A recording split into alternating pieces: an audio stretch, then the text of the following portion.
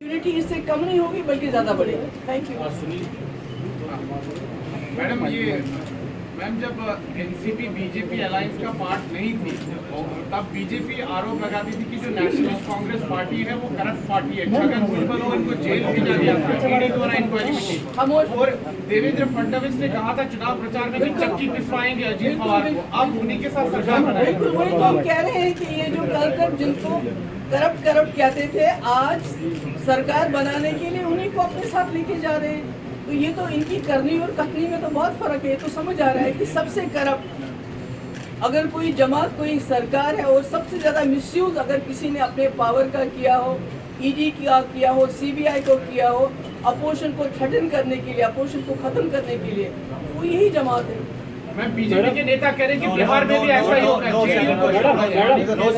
Madam सवाल यह है कि सरकार के सभी मंत्री कह रहे हैं कि यूसीसी जो है यूनिफॉर्म सिविल कोड वो नीड ऑफ द ऑवर है और उसे इम्प्लीमेंट किया जाना चाहिए। उत्तराखंड में जो है वो एडवांस स्टेज पे पहुंच गया। नहीं, पहले मुझे ये समझाएंगे कि यूनिफॉर्म सिविल कोड किस कानून में ये यूनिफॉर्मिटी लाना चाहते हैं। Can you tell me that please. उसके बाद मैं आपके सवाल का जवाब। मैडम रिलीजन को लेकर भी जो नहीं, रिलीजन को लेके है क्या ये? Is it about religion? जो बीजेपी मंत्री कह रहे हैं वो इसी तरह बीजेपी के। आप मुझे बताइए, आप एक जर्नलिस्ट हैं, आपने ये स्टडी किया है जो इस यूनिफॉर्म सिविल कोड की बात हो रही है, ये किस कानून की बात हो रही है? हाँ, हमारे पास ऑलरेडी यूनिफॉर्म क्रिमिनल कोड है और वो बहुत अच्छा चल रहा है क्योंकि बिल्किस बानो के रेपिस्ट को छोड़ दिया गया और हमारी जो पहलवान बच्ची हैं उनका रेपिस्ट खुला घूम रहा है। टमाटर जो है 25 रुपए से 100 रुपए किलो आपको भी मिलता है, मुझे भी वही मिलता है। नौकरियां ना हिंदू को मिल रही है ना मुसलमान। दैट इज द यूनिफॉर्मिटी जो इस कंट्री में इस वक्त। गैस की जो कीमत है 500 से 1200 हो गई है, वो यूनिफॉर्मिटी है। आप इन्होंने कहा था कि 2 करोड़ रोजगार देंगे ना, आपको मिला। अगर पहलवान बच्चियों को इंसाफ मिलेगा, उनका रेपिस्ट जेल में डाल दोगे आप, तो शायद हो सकता है कि किसी को कोई ऐसा। मैडम लेकिन बीजेपी के मंत्रियों का कहना है इसी एडिशन है। मैडम आपने अभी जैसे जिक्र किया कि जो अपोजिशन है, अपोजिशन से डरी हुई है बीजेपी और एजेंसी का इस्तेमाल कर रही है। आप और उमर अब्दुल्ला दोनों उस मीटिंग में मौजूद थे। अब जो आने वाले इलेक्शन क्या नेशनल कॉन्फ्रेंस और पीडीपी एक साथ पार्लियामेंट चुनाव लड़ेगी? वो तो हम मिलके बैठ के फैसला करेंगे। तो वो तो इस प्रेस कॉन्फ्रेंस में ऐसे फैसले तो नहीं होते हैं। मैं वैसे मैडम बीजेपी के मंत्रियों का यूसीसी को लेकर जो कहना है, उनका कहना है कि एक देश में 2 कानून जो है वो नहीं चल सकते। अगर एक नहीं मेरे भाई, मैं कह रही हूँ ना, एक ही कानून है ना, क्रिमिनल लॉ। वो तो बहुत अच्छा चल रहा है। बिल्किस बानो की रेपिस्ट आउट है, वो तो मुसलमान थी। जो हमारी पहलवान बच्चियां हैं उनका रेपिस्ट भी आउट है। तो अब इससे ज्यादा यूनिफॉर्मिटी उनका कहना है 2 शादियां करने का इजाजत जो है वो देश का कानून नहीं देता, वो किसी भी धर्म को नहीं मिलना चाहिए। नहीं, वो देखिए, आप बोल रहे हैं ना, बीजेपी के मंत्री बोल रहे हैं। वो तो मैक्सिमम उनमें अनपढ़ लोग हैं।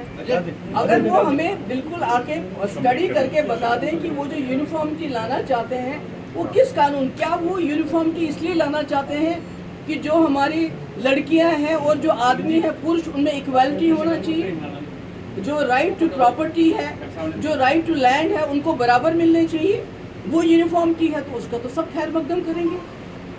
वो तो आपको हिंदू लॉ में भी इस वक्त डिस्क्रिपेंसीज है, उसमें डिस्क्रिमिनेशन हो रहा है।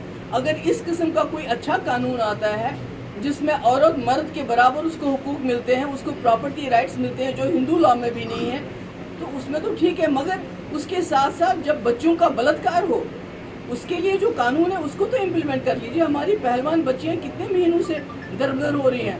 आप तो वो रेपिस्ट के साथ तो आप फोटो खिंचवाते हो।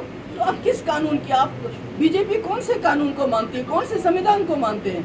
वो तो सब चीजों की इस कानून को लाने के पीछे मकसद क्या देखती है? मैम महागठबंधन की बैठक जो एक हुई है पटना में, दूसरी बेंगलोर में होने वाली है, क्या लगता है जम्मू कश्मीर के लिहाज से क्या यहाँ पर भी उसके तहत आप पार्लियामेंट और फिर विधानसभा में चुनाव बैठ के? अभी तो मैं कैसे नहीं मैम, अभी आपकी पार्टी ने क्या सोचा है? बाकी तो जो विमर्श करेंगे, मैं तो आपको थोड़ी बताऊंगी। अपनी पार्टी के साथ बैठ के पॉलिटिकल अफेयर कमेटी में मशवरा करूंगी, तो आपको तो नहीं बताऊंगी यहाँ पर क्या करना है। मगर स्टेट प्रॉपर्टी टैक्स को लेकर पार्टी का क्या वर्जन है? सॉरी, जो प्रॉपर्टी टैक्स लेकर स्टेट प्रॉपर्टी टैक्स हो, इस वक्त जो स्मार्ट मीटर्स की बात हो, हमारी बिजली सबसे ज्यादा जाती है नेशनल पूल में और पूरे मुल्क में ये बांटते फिरते हैं मुफ्त की बिजली, 200 यूनिट 300 यूनिट।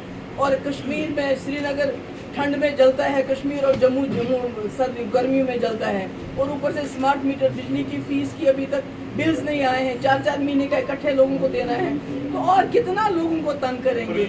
और आप प्रॉपर्टी टैक्स लगा के ये तो लोगों के ऊपर बोझ डालना चाहते हैं, और तो कुछ भी नहीं है। जो असली पैसा है, जो लोगों का पैसा है, वो जैसे महाराष्ट्र में इन्होंने अभी एक सर्जिकल स्ट्राइक कही है, उसको क्या इलीगल स्ट्राइक कहती हूँ मैं उसको, उसमें खर्च करते हैं। जो लेजिस्लेटर्स हैं उनको खरीद फरोख्त में, सरकारों को गिराने में खर्च करते हैं, और यहाँ से लोगों की खाल खींचते हैं।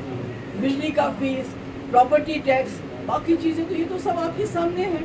रवि क्वेश्चन। मैम, जिस तरह से पटना में आज पार्टी मीटिंग हुई, क्या आने वाले दिनों में आप जम्मू में हैं अपनी पार्टी के नेताओं के साथ मशवरा करने के बाद क्या इस तरह की मीटिंग हम जम्मू में भी देख सकते हैं कि नहीं, इसके बारे में वो तो फैसला हम नहीं करते हैं, वो तो नेशनल लेवल पे फैसला होता है। मैडम, एक क्लैरिटी चाहिए थी आपसे। आपकी 370 टूटने के बाद अलग अलग स्टेटमेंट्स आई हैं।